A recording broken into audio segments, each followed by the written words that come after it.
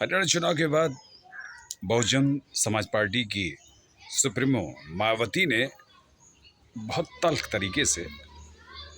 एक press conference की थी और उस प्रेस कॉन्फ्रेंस का सीधा सा जो निचोड़ था वो था कि उन्होंने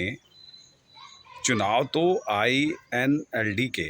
साथ गठबंधन करके लड़ा, लेकिन उन्होंने तो वोट उनकी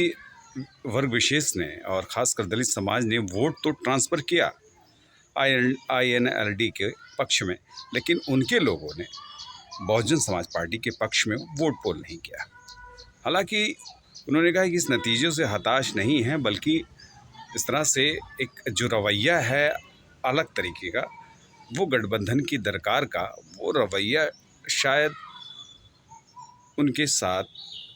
ये हुआ है हरियाणा चुनाव में। मायावती की तल टिप्पणी शायद सही भी कहीं बयां करती है कि जिस तरीके से हरियाणा के चुनाव में दलित समाज ने INLD को वोट दिया और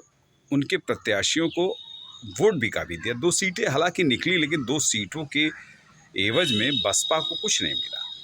हाँ, बसपा का जनाधार का एक खेमा ज़रूर बढ़ा और उस खेमे से ये लगता है कि अगली सियासत की शुरुआत बहुजन समाज पार्टी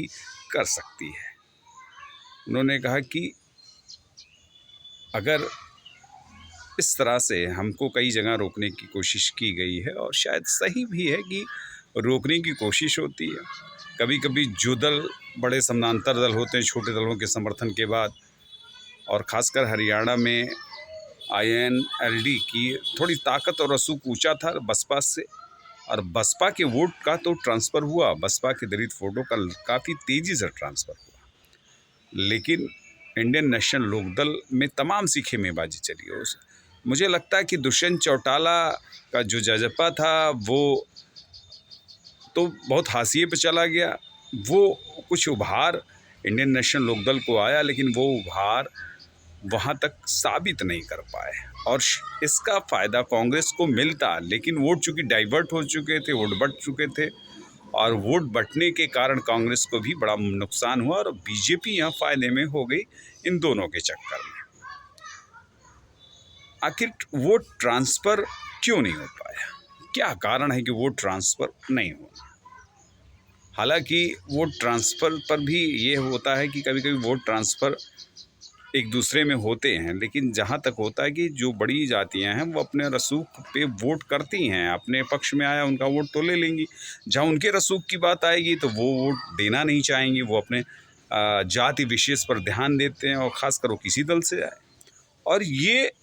अक्सर मैंने हरियाणा में देखा, पंजाब में देखा है, उत्तर प्रदेश में माहिर सत्ता होती है, और बिहार के अंदर भी इस तरह को देखने की बात दिखाई पड़ती है। और यही होता है कि दलीय आधार से उठकर, हाँ, खाली अभी एक थोड़ा सा नज़ारा उत्तर प्रदेश में लोकसभा चुनाव के दौरान देखने को मिला था, और उस दायरे में इस बात को कहा जा सकता है कि उत्तर प्रदेश में थोड़ा सा समाजवादी पार्टी ने जिस हिसाब से कैंडिडेट खड़ा किया, तो उससे ये लगा कि समाजवादी पार्टी का वोट बैंक तो गदा गया ही, और उन जातियों का भी वोट बैंक आया जिन जातियों के कैंडिडेट को खड़ा किया। लेकिन साधने में आखिर बहुजन समाज पार्टी का जो, पहले भी मैंने इससे पहले एक वीडियो भी थोड़ी देर पहले डाला था, उसमें इस बात को मैंने एकदम कयास पर पूरी तरह से वो लगाया था कि बहुजन समाज पार्टी कहीं ना कहीं मायावती की सोच सही है कि वोट हमारे लोगों ने ट्रांसफ़र किया, और उनके बीच में जो लड़ाई थी आपस की, वो लड़ाई जाहिर थी, तमाम से लीडर थे आपस में ही लड़ रहे थे, टकरा रहे थे,